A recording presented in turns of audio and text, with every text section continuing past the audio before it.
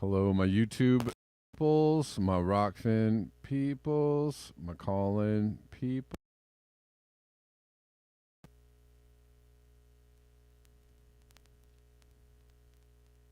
And welcome. Glad to see y'all here.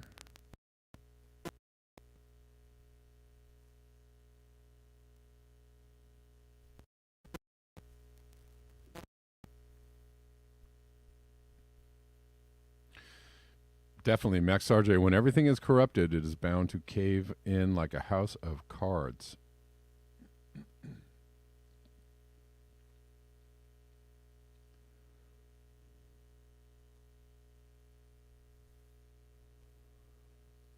True story.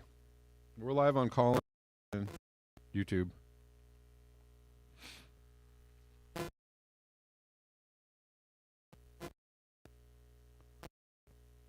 Good to see you. So we're talking about corruption, profiles in corruption, which was kind of a nod to JFK's book, Profiles in Courage, which is the opposite. Corruption is the opposite of courage. And we will be talking about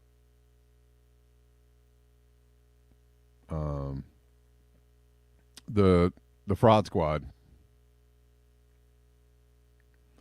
We'll be talking about the fraud squad and how they really have let everybody down and are the embodiment of the opposite of courage. They said they were going to fight for people. They said they were going to hold things up. They said they were going to get in the way. They were going to be disruptive. They were going to hold people to account. They were going to hold people's feet to the fire. They were going to fight for you. The little guy against the rich, the powerful.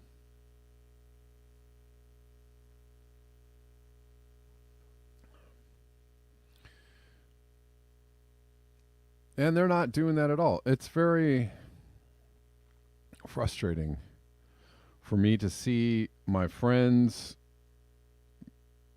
some people I know in my other social media worlds, just lauding these people because they feel like, for some reason, because they look like they're fighting for you, or they may identify with their outward appearance, mainly their race or their supposed former socioeconomic status. Right? They came from the streets, and they're fighting for the little guy, and they're in power now, and there's no fight, and they keep on getting reelected. I don't know how, but I mean, AOC was really taken to task in her last, by people last year. But these people are part of the system now. They're not fighting for you. And so when I see people on my other social media platforms going, yeah, look, great speech. Listen to those beautiful words they're saying. I'm like, hey, are you really seeing, they don't see the hypocrisy of, they just have a surface level understanding of politics. They're just very surfacey. It's just like, oh, right, yeah, all right. Representation in Congress. Okay, I guess that's good, but it doesn't really matter much if they're only representing you in style or fashion, or if they're not doing anything for you.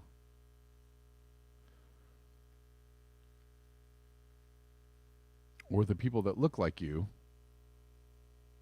it's the same old thing. And that's a problem that people have, right? That's a problem that people had with Obama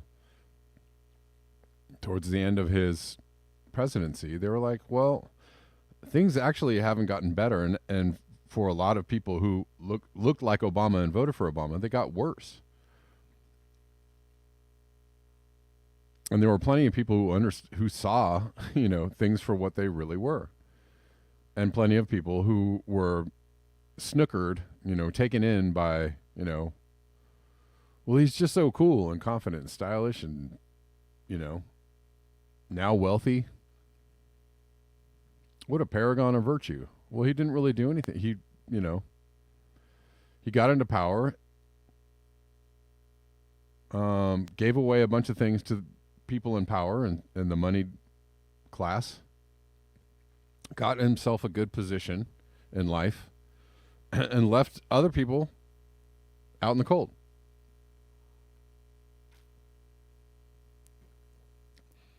And that's why, you know, Obama's legacy, you know, there's, you know, one whole group of people that are like, best president ever. And there's a whole other group of people that are like, you know, pretty sucky, you know, regular sucky presidential job there, Obama, right? Not much different from the other sucky presidents that came before him or came after him. He kind of just came in, did the same things. He even said his own words, my policies are not that much different from Reagan, right? Reagan, pretty sucky president in a lot of people's views. Obama said, in his own words, I'm not that different from Reagan. And yet somehow people are like, all right, the coolest, the best president. For what? Until the next coolest, best president, you know, until the first woman president gets elected. Oh, the coolest, best president ever. Okay. Well, if this president doesn't do anything different, doesn't stand up to the people in power, and probably the last one of those presidents was JFK, right? There's the heart. I'm trying to call back to JFK, one of the last presidents to actually stand up to people in power. And what he got was he got voted out in the worst possible way.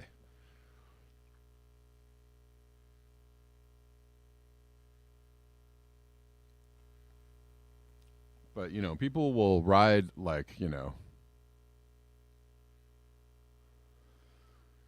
the first train, you know, the first train all the way to the end, right?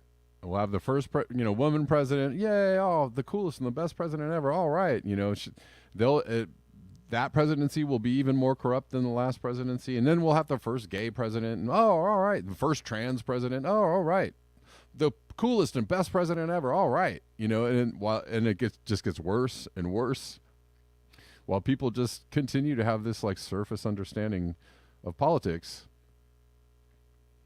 Especially if they're doing okay, right? If you're, you know, successful, wealthy, have a really great Instagram account, you know, everything's working for me. Biden's great. Trump is terrible. Nothing changes. Absolutely nothing changes. Bush sucks. Obama awesome, right? Or on the other side, you could flip it.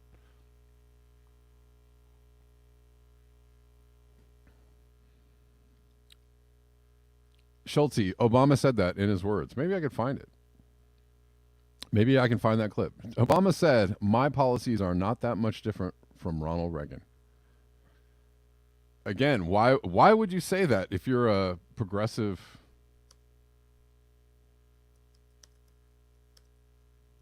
supposedly a progressive president?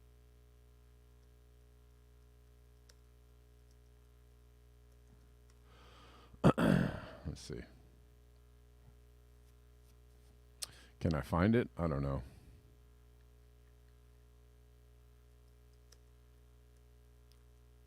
Trying to see if I could find it quickly.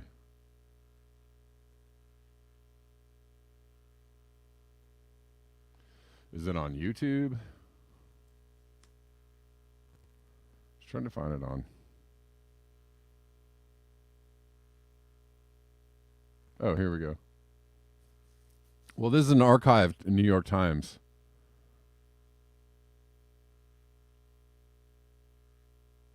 Wait, hold on.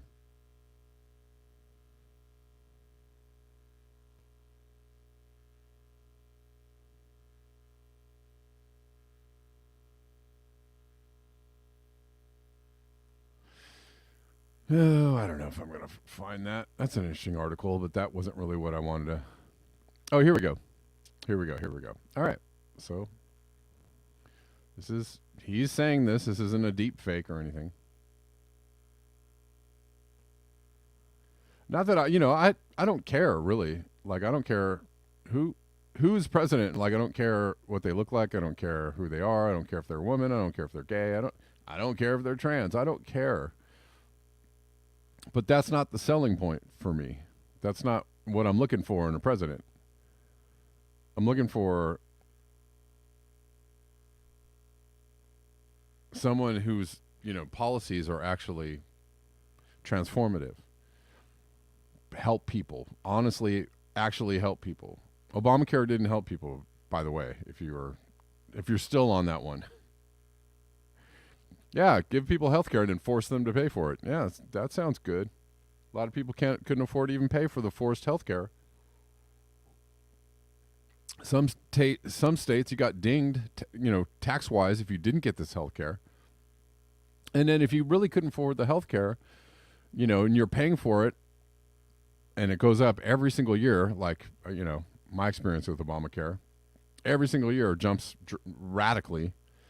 And you're like, but there's a deductible too, right? If I actually have to use this health care, I can't even afford to use this health care that I'm paying for out of the nose. It's crazy.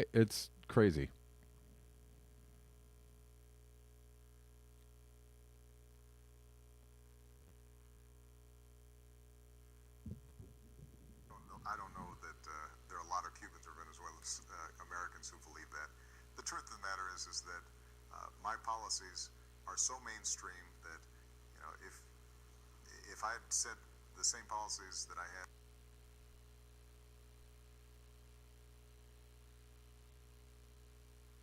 back in the 1980s, I'd be considered a moderate Republican. I mean, what I believe in is.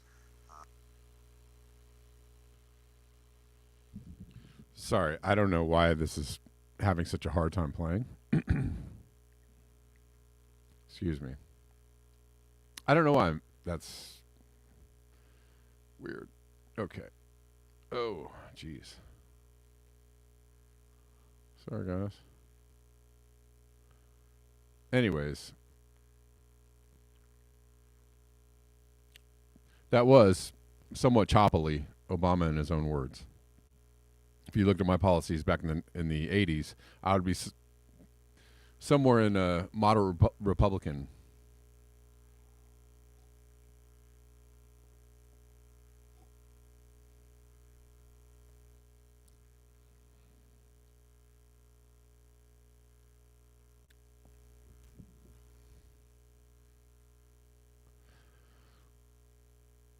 But Lucky Burrito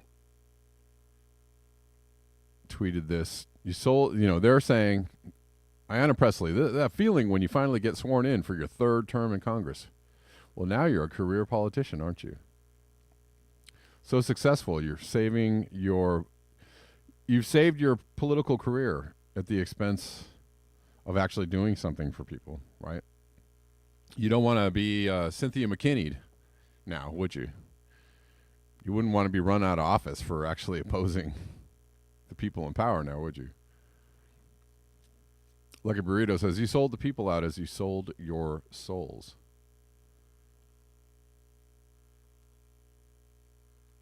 But there are a lot of people that are just asleep. They're very asleep, and they think that these people care about them or actually implementing policies that are good for them. We've had at least 2 years of Democrat majority. Democrats could have done anything they wanted to, right? Same with the first couple of years of Obama's presidency. First 2 years there was a super majority. Democrat could have done anything they wanted to. And what do? Nothing. Nothing. Said, I don't know, our hands are tied. These Republicans are mean. They're mean. They just say, like, we don't like what your policies are. And what did we see when Biden got in? The parliamentarian. Oh, we can't possibly get this done. Right? Just a whole bunch of excuses why they couldn't get anything passed, nothing done, couldn't fight for you, couldn't deliver on the entire election all the campaign planks of like Medicare for all, and we're going to tax the rich, and we're going to really do, going to do things about climate change, and we're going to, we're going to get out there and help people. And where did all those conversations go? They are gone. They are gone. Nobody is talking about Medicare for all. Nobody's talking. And the thing that people wanted to point out about the Kevin McCarthy situation over the last week or two, or however long it's been dragging on, the main point that people, leftists and other people pointed out, leftists or people that are paying attention to what's going on, what they were pointing out is, wow, those Republicans didn't necessarily like everything about Kevin McCarthy being speaker, and they thought that maybe they should get more bang for their buck or their vote. And so they held him up. They forced the vote, right? They forced him to go through like 15 rounds of losing the vote for Speaker of the House in order to get the concessions that they wanted to.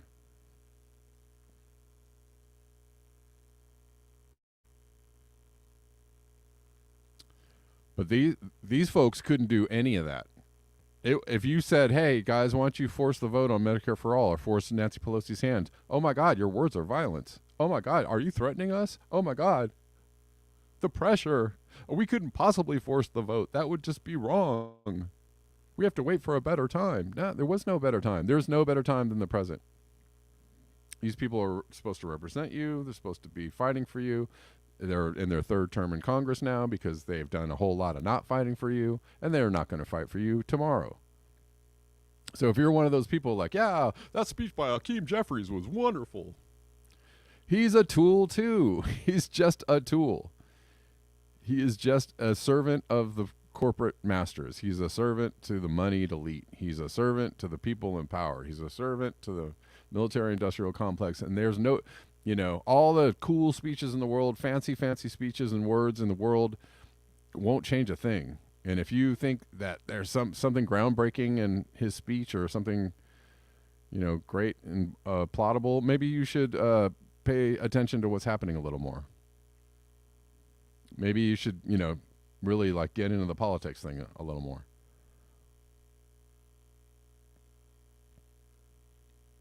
Instead of just, it was a cool Instagram post. All right. Do you even know what's going on? Or do you even know what's going on? There's so many people asleep out there on the left and the right.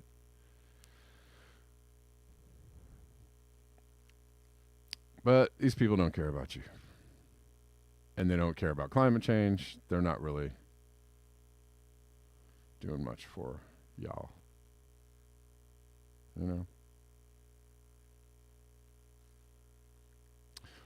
Yes, Basil, Obama. Started up a whole bunch of wars, got us into a bunch of wars, more wars after, George Bush took us bravely fighting against Afghanistan and Iraq, those two major superpower countries. That somehow we were embroiled in fighting for, what were we fighting for? Does anybody know? Who were we fighting exactly? Does anybody know? Bush got us into those, and then Obama was like, I'll take that. I'll take it, hold my beer is what Obama said. How about Syria, Ukraine, Yemen, Libya? How's it going, guys? Everything great? All right. Meanwhile, the homeless situation just gets more insane by the minute. While people are running around with Ukraine flags in their Twitter bios and I saw a big old, lifted white truck yesterday going down the street with a big Ukraine flag in it. I was like, what? It's like, really? People are still flying the Ukraine flags as if this is seriously something you support while people are losing their livelihoods and their homes and their jobs and their ability to afford the next meal. Yeah, I think that's a worthy endeavor. All right.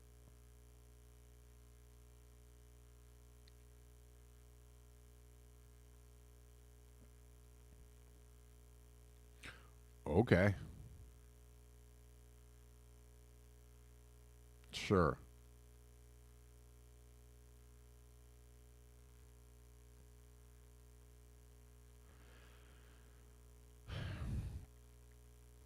And the people that are trying to wake you up, the people that are telling you the real thing about the things, you know, are all smeared as, Russian bots and conspiracy theorists and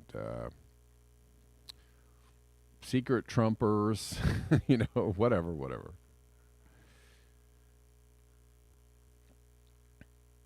You know, grifters is another one. That's funny. Apparently, I'm a doomer grifter, or maybe I'm not. I don't know. Saw somebody griping on Twitter about these people that are doomers and they're out there. Don't support these people that are trying to get tips and stuff on the internet. I'm like, really? Is it that successful? I can tell you right now that running a channel on climate change is extremely unpopular. Extremely unpopular and not very profitable. And there are few and far between, and nobody wants to hear it. Nobody wants to engage in it. So if you're fighting the good fight, I don't know what the problem is with asking for a little help. It seems a little bit weird to me, but whatever.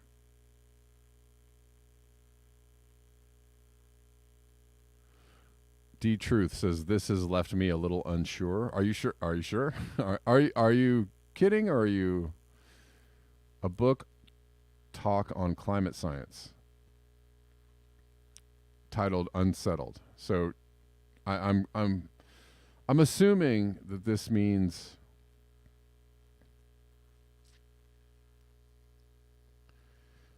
but are you seriously questioning it, or are you just showing this to me? Are you being funny? I don't know. I'm not really clear.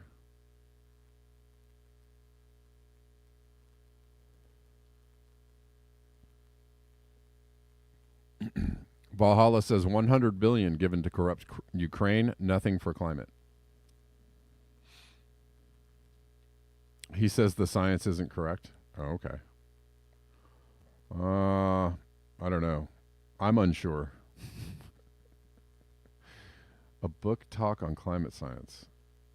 Hold on. I probably won't talk about it today, but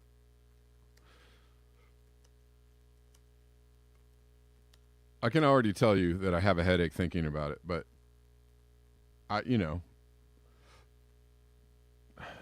is this a credible person? Steve Koonin. He's a professor of information, operations, and management sciences. That's interesting. At NYU. But he's not a climate scientist, so there's, strike one. Strike one. He's also a professor of information and operations. I don't know. I'll watch it and let you know what I think. Look, if I, I've said this a million times. If I thought that the science was wrong, I'd click my heels. And I'd throw my shillelagh up in the air. He says he is. He says he's a climate scientist. Okay. He's not a professor of climate. He says the science isn't correct. All right.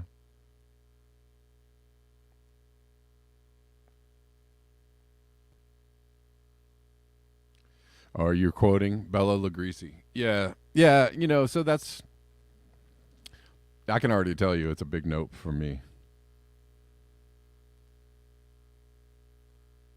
Because surging sea levels are inundating coasts. That's actually happening. Things are, great giant icebergs are actually melting.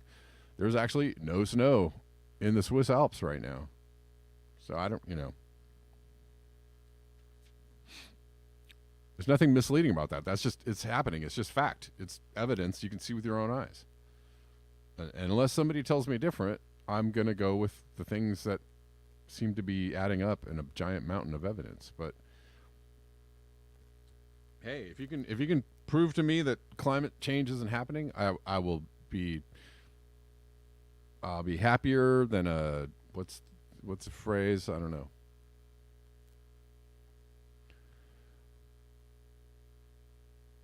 I'll be happier than 2 ticks on a dog or something goofy like that.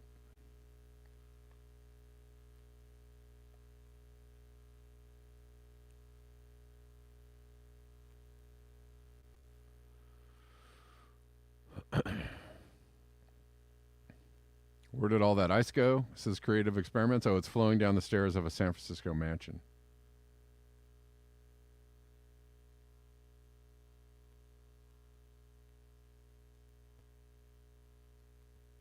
Yeah, I'm going to look at that video later. I can tell you already. Even with the phrase that Bella just put up there, I can tell you already. Unless you're going to present some serious hardcore evidence, because I mean, overturning the entire legacy of climate science, it's always like one graph, or maybe there's a couple of graphs. Okay, that's fine. But your one article on the internet, your one video is not, what? That's it. You blew it. You blew up the whole of climate science. That's it. You took it down. I think you need more than that. I mean, I need somebody to tell me that they're faking temperature records. I need somebody to tell me that they're faking ice readings, glacier melt, pictures of, I don't know. There's got to be a lot of evidence there.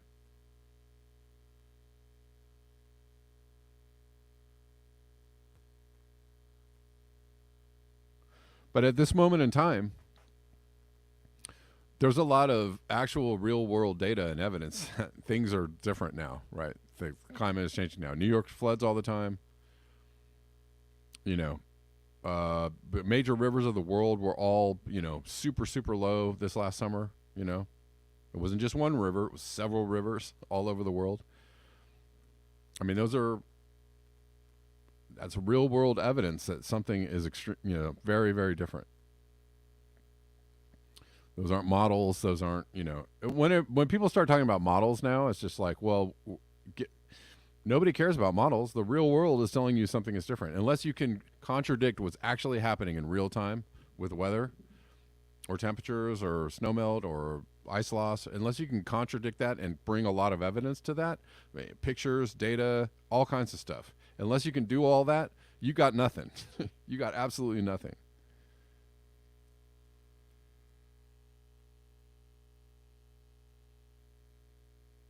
That's cool. Well, thanks for sharing it, D-Truth. I appreciate it.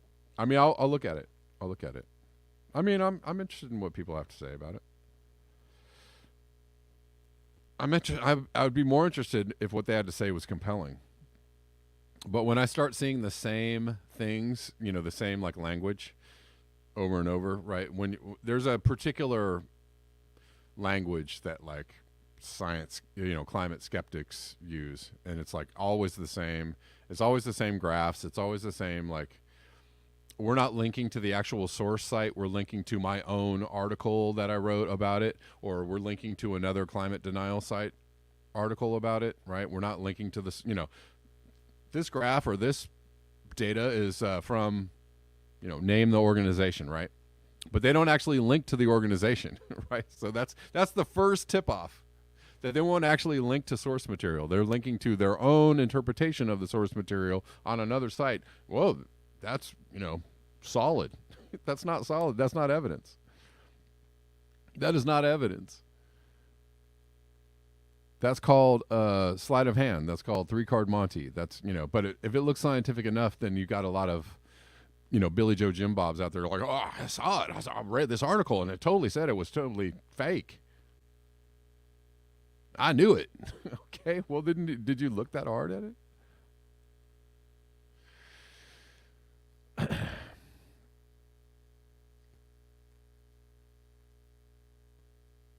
Right? We just saw Schellenberger. I just showed you Schellenberger linking to, showing you kind of some graphs and stuff, but there was no links to the original source of the graph. There was only like a link to his own site and his own Substack about it. So surely that is factual and correct.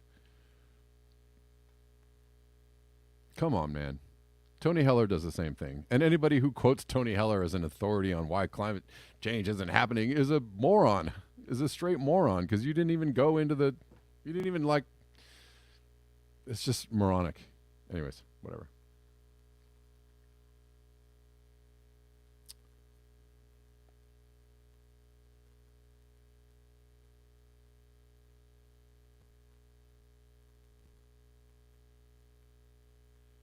Because scientific studies and being super scientific and being super studious and looking at things real hard and like connecting the dots and all that totally works when it's, something you want to prove. But when it's something that you don't have enough proof for, all that goes out all that, scientific method goes out the window. It's interesting. It's just interesting. I don't know. I try to use the scientific method across the board. If I'm wrong, I admit that I'm wrong.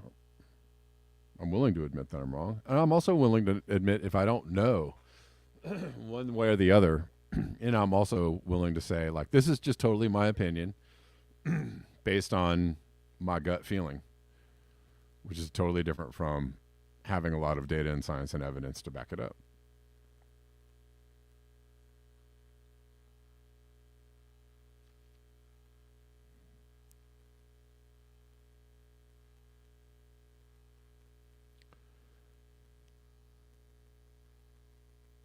What else are we talking about today? I feel like I've been doing a lot of blah blahing. Let's look at some things. I'll stop talking so much.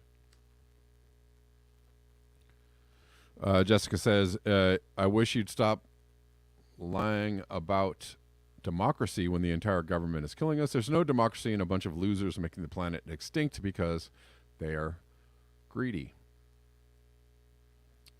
Again, this is where, this is a global CO2 emissions. This is, the trajectory, that we're on.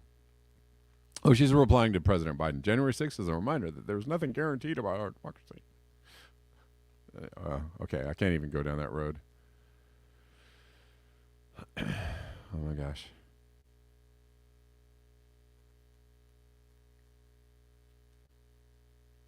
But these are the emissions that keep on going up and up and up and up and up. Right? That's the chart. That's the graph.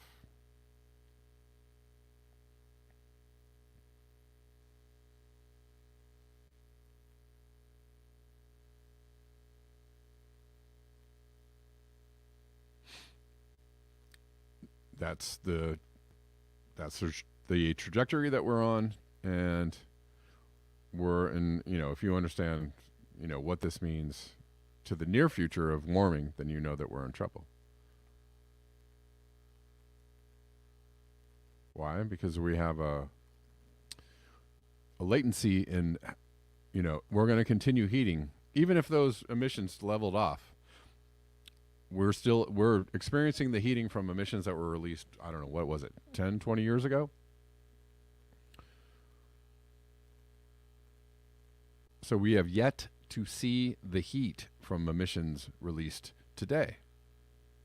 And today, we know there are more emissions than there were 20 years ago. So there's a lot more heat coming our way. That's what you should know.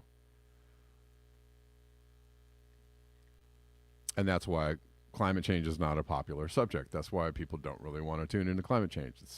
It's scary and frightening.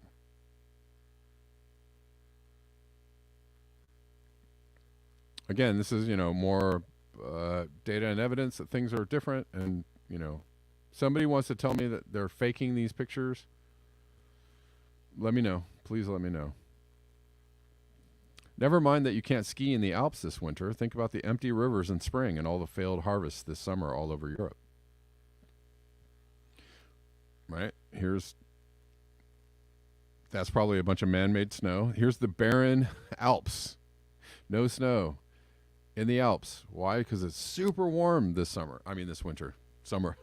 See, I just Freudian slip there. Super warm this winter. Not the summer.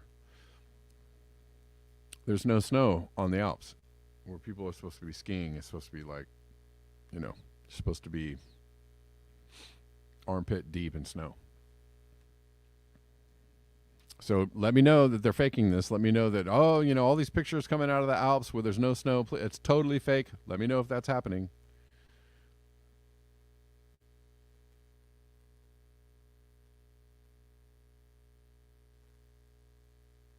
Oh, this is totally, no, it's not normal. Totally normal. Oh, this happens every, couple of, no, it doesn't. No, it doesn't. It does not happen. It happens every couple of years, decades. No, that's wrong. That's wrong, right? There's no snow on the Himalayas, right? Where people go to hike Mount Everest and all the snow is melting. And all the bones and the feces and the trash from all the intrepid mountain explorers that hiked to Mount Everest, and the years passed and decades passed, and when every single it was dangerous, the worst, horrible. Even in the middle of summer, it was cold, freezing, it was treacherous. There's storms and it was snow all the time.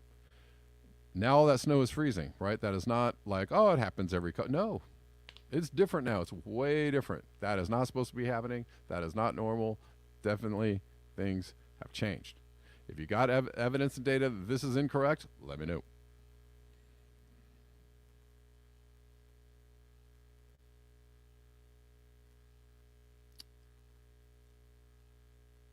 Let me know. But surely people will buy all the books telling them that climate change isn't that bad. Because it'll make you feel better. You can sleep better at night.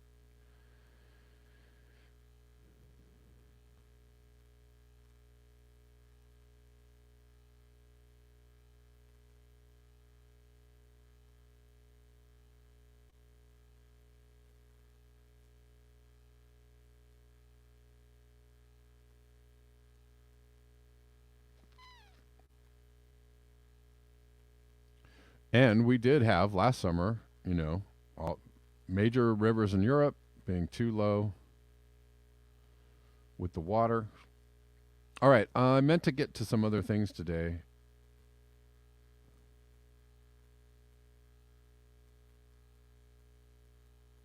Well, let's go back to the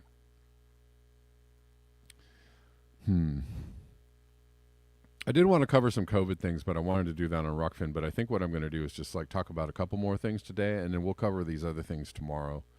And we'll do a mostly Rockfin show tomorrow.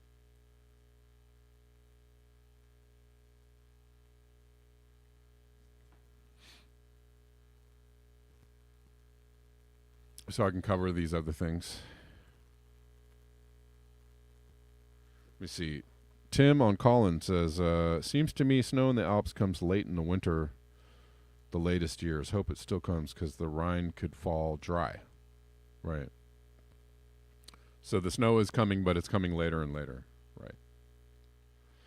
Well, let's listen to this Brianna Joy Gray talking to Ray Romano, Dollar Tree Ray Romano, or otherwise known as Ro Khanna. That's funny. About why the GOP could force concessions from people in voting for Kevin McCarthy, but the squad and others could not force the vote. In the case of Nancy Pelosi, right? There's a famous thing that happened when Nancy Pelosi was elected Speaker of the House.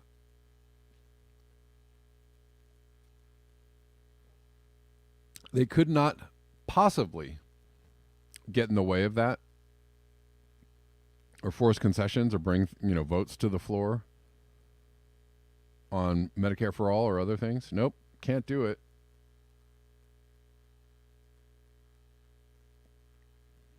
Yeah, we're gonna get another dump of rain in California in the next couple days, so we'll see what happens with that. Well, let's listen to this from Brianna Joy Gray.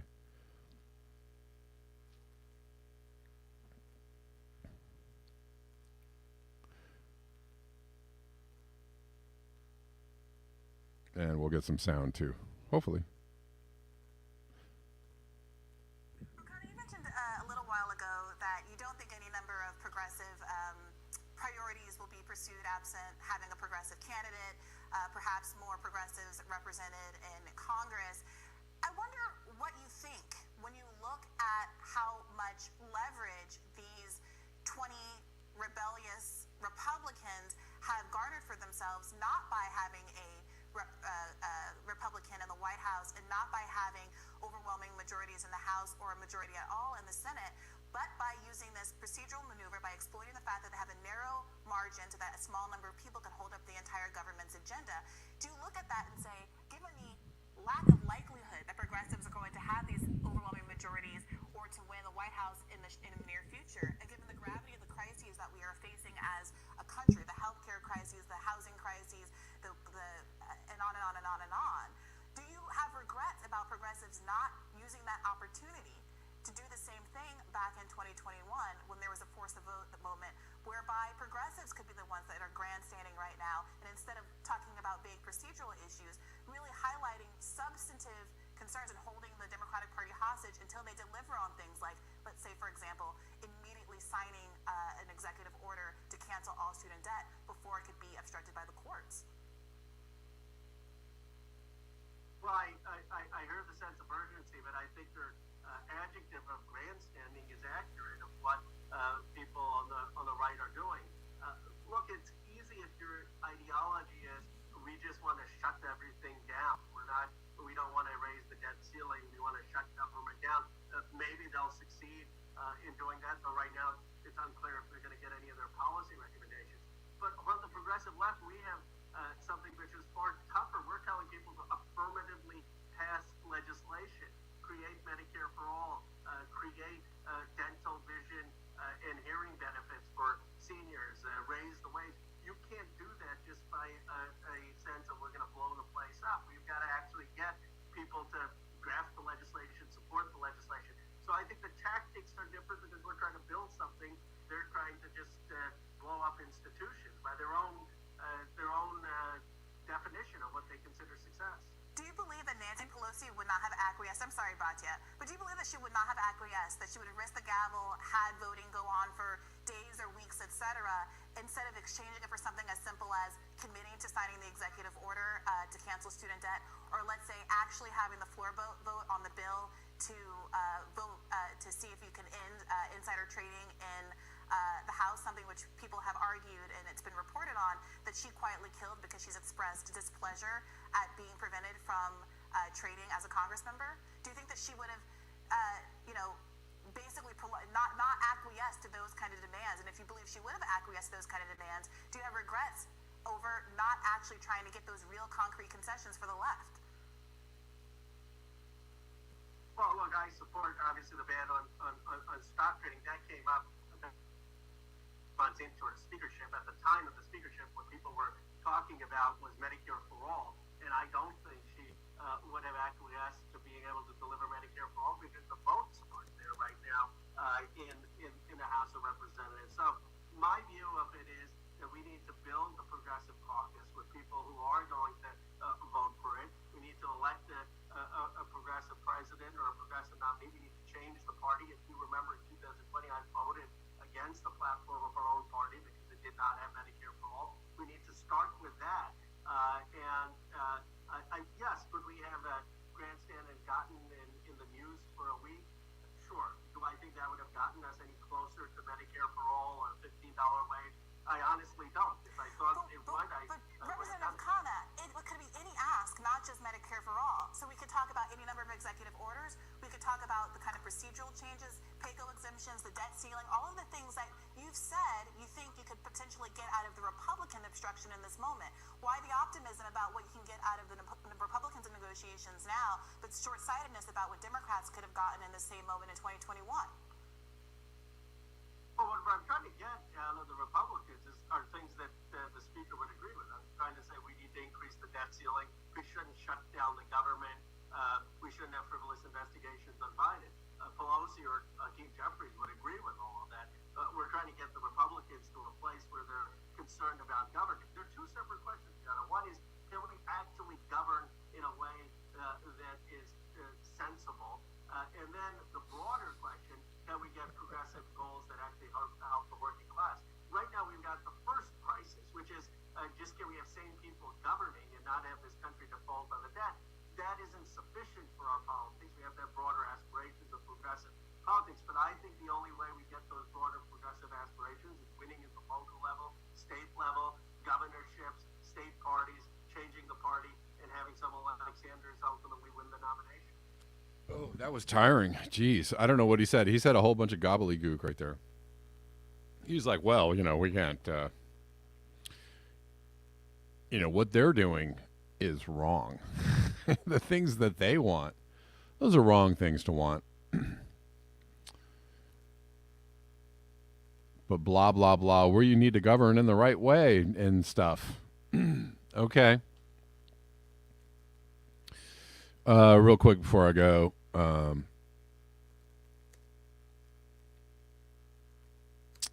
let's see.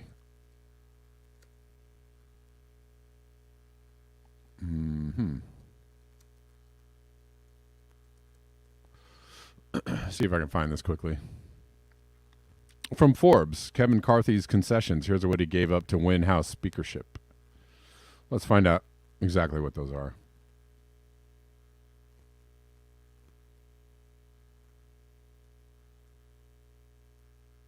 Sound always messed up on this channel? What's the matter, Kevin Jensen? Is the sound messed up? I don't really understand what you're saying. Okay. I mean, generally people tell me, they just say, hey, something's wrong with the sound. And if other people aren't experiencing what you're experiencing, it could be just what you're experiencing. So I don't know. I'm sorry if you're experiencing issues. Anyways, McCarthy agreed to a series of concessions that have been criticized by both centrist Republicans and Democrats, otherwise known as centrist Republicans, in order to win over hardline Republican dissenters in his House speakership bid. It took 15 rounds of voting. Meanwhile, we can't do government or do nothing. All this haranguing over McCarthy's speakership is really slowing us down from doing nothing. It's either too loud or too quiet. Right now it's good. Okay. It's I try to get to deal with what I can. Oh, it was too quiet to hear that video. I'm sorry.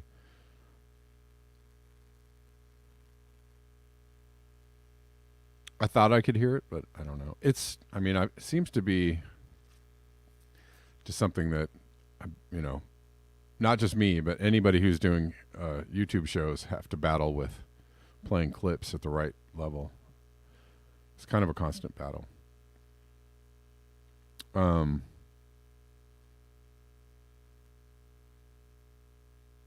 Let's see.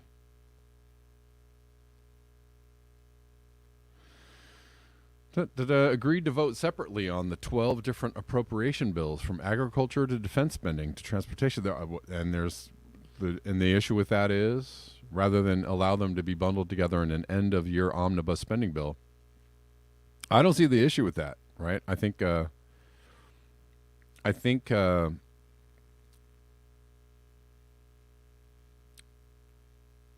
right? People don't want these things that are all bundled together, and you can't, right? So you're like, I like this part, but I hate this part, but it's all together in one bill. And so if I vote yes on this, I'm agreeing to this other thing. So I think this has been a long-standing issue, right? of trying to separate the things that are in a particular bill in order to really decide, which way you want to go. All right? All right.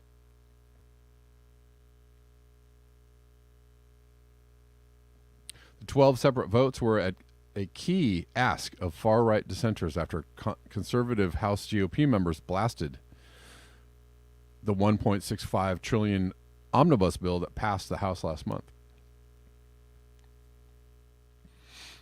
Well, that's interesting, right? The far-right dissenters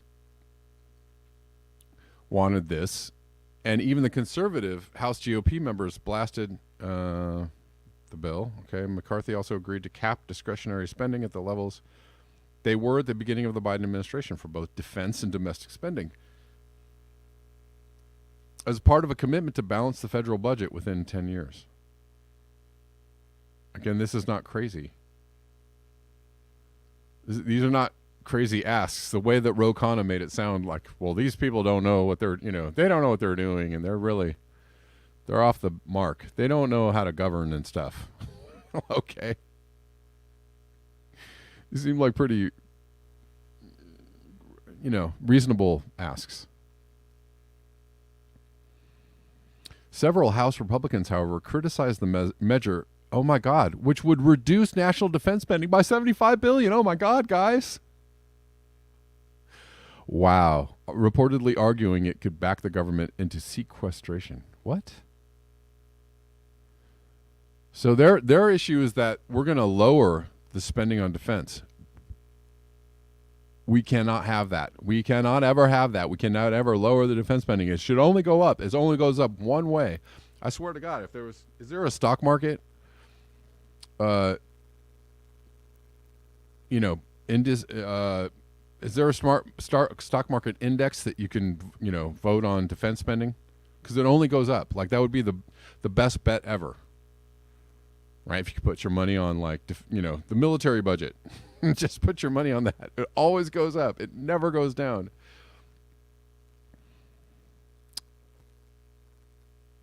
What is so strange about this? Actually, I support this ask. I'm so glad that they did this. I'm a fan of this. Go far right Republicans, or whatever they are. Do we even know if they're far right? They're just calling them far. They might be calling them far right. I don't know. Go whoever you were that is trying to reduce national defense spending. Like, that is a crazy thing to think about. In response to a letter from GOP members, McCarthy also agreed to create a subcommittee on the weaponization of the federal government, which would be tasked with probing the federal government's information collection on private individuals as well as its ongoing criminal investigations.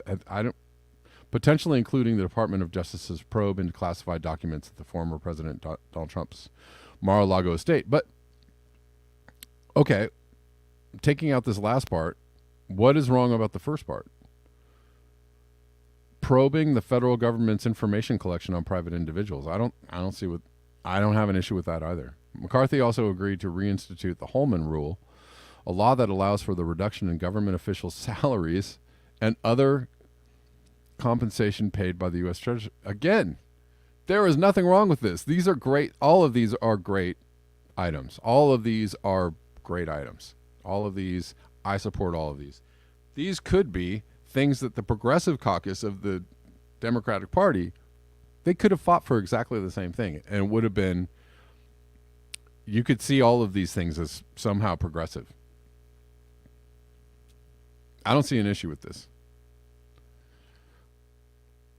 I don't see an issue with any of these things. And it's so ridiculous that they're losing their minds over this. But of course they're losing their minds because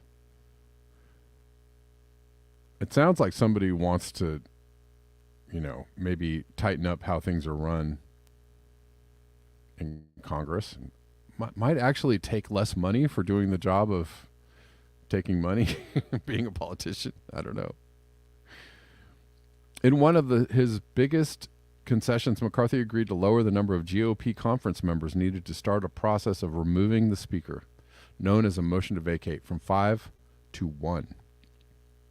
Even though he previously said he wouldn't budge on the number, some Republicans worry it could bog down the House with weekly power struggles. And, again, this is great. And I believe this was the McCarthy-Pelosi bill. I believe this is a joint bill that they raised the number of people that it took to get rid of the Speaker of the House or challenge the Speaker of the House. What is wrong with this? I don't have an issue with any of this. McCarthy also agreed to keep the Congressional Leadership Fund, a McCarthy-affiliated super PAC, out of open House primary races for seats considered safe. Wow.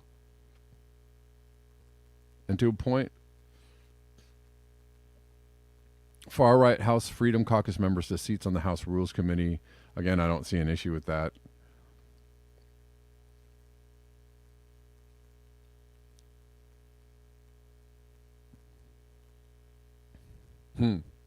Also, he promised to give House members 72 hours to review bills before they came to the floor. What is wrong with this? Because you know what they do? They introduce bills like the night before they vote on them, and nobody gets a chance to read them. Well, how can you know what you're voting on if you don't get a chance to read it?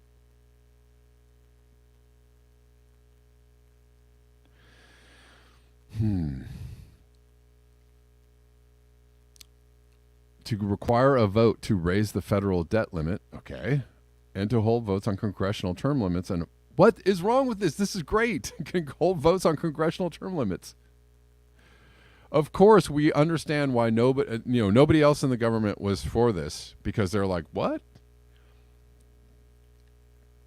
But only the wild lunatic far-right GOP who are seeking to somehow limit like the powers of the people who are in office, right? All of these things sound like we're limiting the power of the people in office to do whatever they want, to spend whatever they want, to vote however they want. You know, we're limiting. They want to put some checks in place on what these people in Congress are doing. This could be all of these things could be seen as somewhat progressive things to do. Like the squad could have had asked for all of these things themselves.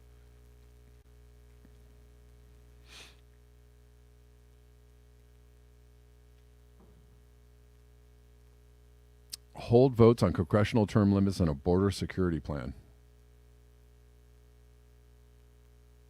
Well, all I can say is kudos. Kudos, Freedom Caucus. Way to go. You actually exerted some power. And all of those things that you got concessions on, I agree with. I agree with all of those things. And none of those things are really like right-wingy, super right-winger stuff. It's mostly lefty kind of progressive stuff. I don't see the issue with any of that. Anyways.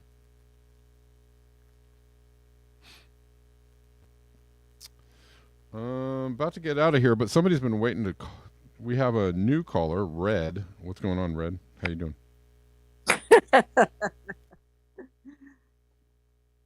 So I think there's only 3. Whoops. I'm sorry, Red. You got cut off. Can you call back again? Sorry, Red. I hit the wrong button, but you want to call in again? I'll take your call. Thanks. Okay, what's going on, Red? So I think there's only like 3 of us on the call, right? So I was just listening to you talking to yourself for a while. No, I mean, like, okay. I don't really. But no, I appreciated. So I mean, there are other people listening, I think, to the call, but there are also people listening on Rockfin and on YouTube. So I'm doing like I'm streaming like simultaneously to a bunch of different platforms. Oh, so I'm kind of new to this platform. I see. Anyway, so Got it. And Got I'm Well, not what's all going that on? techie sophisticated, but hey, It's all good. What's going on, Red? How you doing? So when you were listening to when you were went over what the concessions Uh-huh. that were made. That was interesting because I haven't heard that from anywhere about the concessions. Really? Yeah. Nobody is covering the actual concessions that they're Well, giving up? Or I they- haven't heard them. Well, I hadn't haven't heard them either because I've been kind of, admittedly, I've been kind of vaguely following this story. Like, I understood the general gist of it, but I just didn't, it wasn't like a story that I really dove into to find out, Right. what's going on, right? So today I wanted to kind of cover the, Yeah, I'm I really want to glad you I want to did. cover those, what actually were they asking for? Because I Yeah. myself hadn't really got into that. Well, And and I'm- what did they get to make them get the votes? Did they just finally concede, or He did concede. They did concede. or They conceded or to did all these. did somebody put demands in that that they finally conceded because they got their demands met? Like I didn't know any of that. No, they did. He did in order to get. He was elected as Speaker of the House, Kevin McCarthy. That I knew. And in order to do that, he had to concede all these points that I just brought up. So Yeah. those were all the points that he conceded on. Yeah. Which Well, I and think it I think surfaced- are great. I think actually they did the right thing. Well, You at know. surface they did. I agree with you.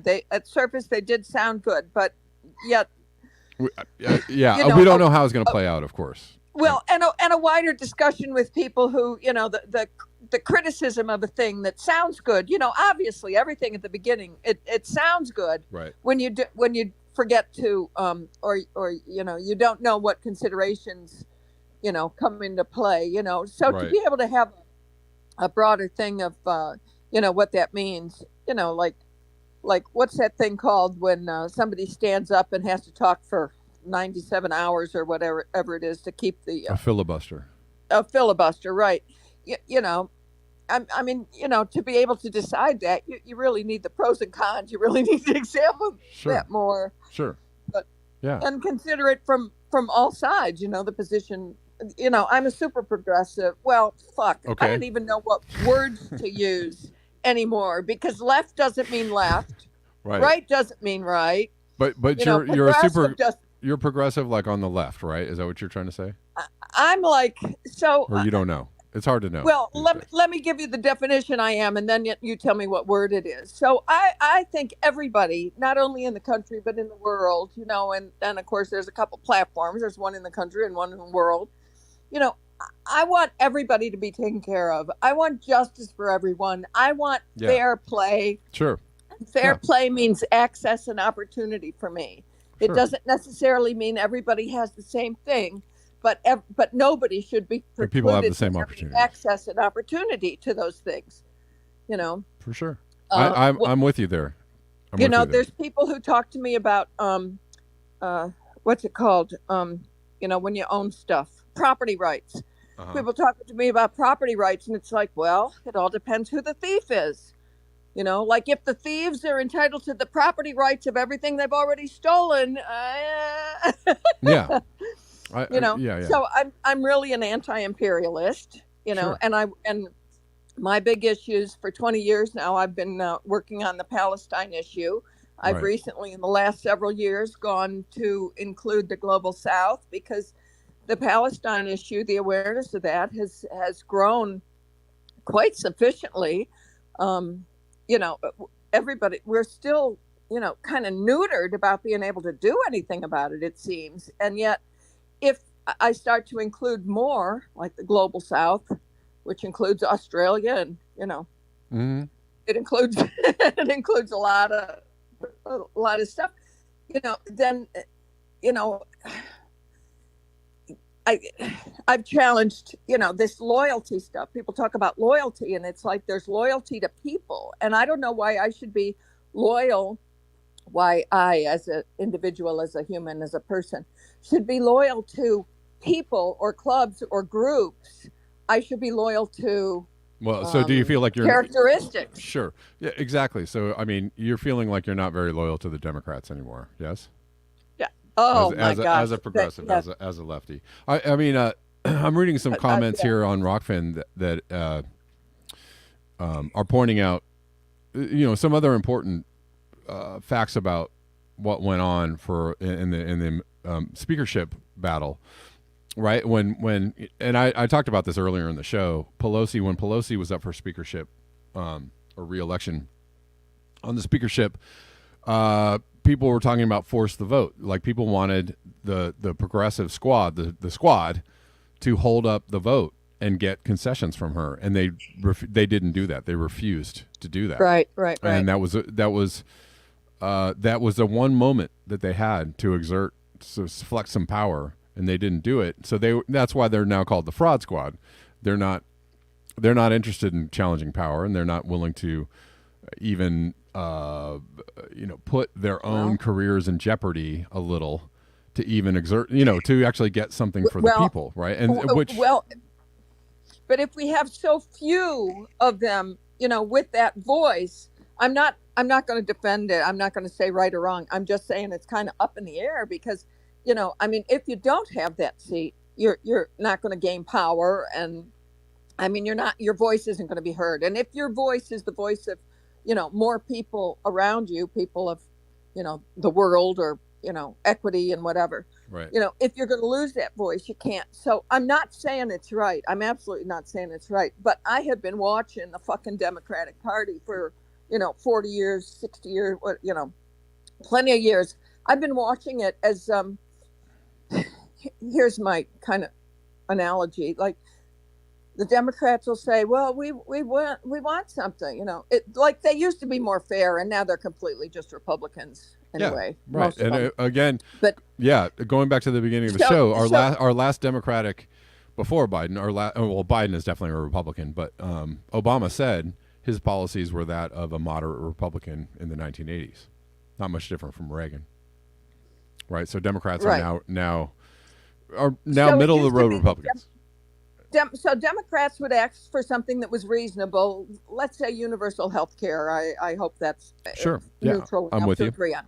So Democrats will say something like universal health care, and then the Republicans will say, whatever the issue is. And Republicans will say, well, no, you can't do that because blah, blah, blah. They don't even have to have because. They just say, no, you can't do that, like an authoritarian father. And the Democrats go, oh, well, okay. Yeah. Like an obedient child. Exactly. What the fuck is that? Exactly. I appreciate your points, Red. Thank you so much. I got to wrap up the show, but thank you for calling in. I appreciate your points. Thanks. Yeah, Bye. Take it easy. All right. Cool. I think that was a good call, because I think she sums up how a lot of people feel, people who maybe consider themselves progressives or former Democrats, or maybe they're still holding on to the Democratic Party, but they're feeling a little disillusioned. I'm definitely disillusioned. I don't know where I am now. I have no idea where I am. And on the political spectrum, I think I've heard people use the words political nomad, or Denver. Yeah, they